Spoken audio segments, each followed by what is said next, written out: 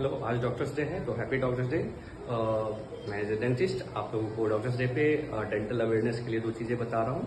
पहली चीज़ तो ये है, साल में आप कम से कम 2 बार अपने दांतों की सफाई जरूर करवाएं, क्योंकि हमारे इंडिया में जो कि तंबाकू हो गया, गुटखा हो गया, पान मसाले, बीड़ी, सिगरेट, इस वजह से जो है दांतों का जो जिंजाइवा मसूड़े की जो बीमारियां होती है ना, सबसे ज़्यादा यही होती हैं। तो अगर आप दांत साफ करवाते हैं तो इससे क्या होगा, आपके मसूड़े की और दांतों की बीमारियां कम होंगी।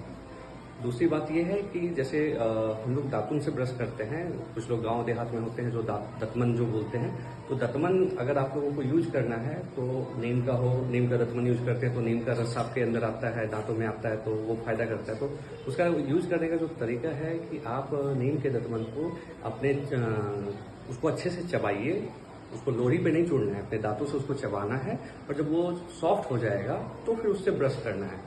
तो जो चबाने से उसका जो रस होगा आपके सारे मसूड़े में, दांत में लगेगा, जिससे आपके दांत और मसूड़े स्वस्थ हो जाएंगे। दूसरी बात यह है कि जैसे एक सामाजिक परिप्रेक्ष्य में as a social worker, social activist में आपको ये बताना चाहूँगा कि जो हमारे ग्रामीण क्षेत्र के जो लोग हैं, जो ग्रामीण चिकित्सक होते हैं, वही फर्स्ट एड यानी जो प्राइमरी इलाज होता है वही देते हैं। लेकिन जो इनमें से कुछ जो ग्रामीण चिकित्सक होते हैं वो खुद ब खुद अपने आप को ही डॉक्टर समझने लगते हैं, और जो बाकी के इलाज भी होता है वो खुद ही करना चाहते हैं ज़्यादा पैसे कमाने के लिए।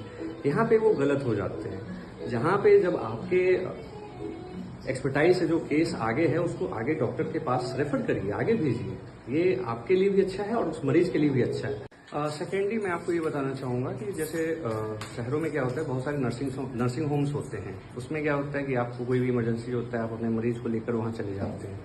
इसमें आप ये पता करके रखिए, आपको ये पता होना चाहिए कि जो नर्सिंग होम है या जो भी है वो एक वेल क्वालिफाइड डॉक्टर या सर्जन चला रहा हो।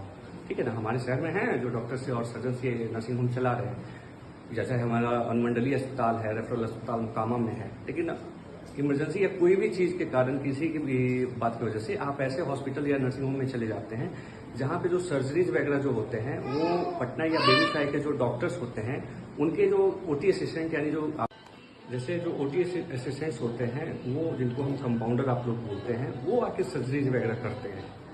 तो उस केस में चांसेस बहुत ज़्यादा होते हैं कि जो पेशेंट हैं उसके लाइफ और उसके जीवन के साथ रिस्क की बात होती है। आए दिन देखते रहते हैं आप, जहाँ नर्सिंग होम्स में जो है किसी पेशेंट की डेथ हो गई या चाहे जो भी चीज़ें होती हैं, अच्छे से ढंग से इलाज नहीं हो पाता है। इस बात का आपको ख्याल रखना है कि आप जो है डॉक्टर के पास इलाज करवाइए, किसी झोला छाप के पास इलाज नहीं करवाना है।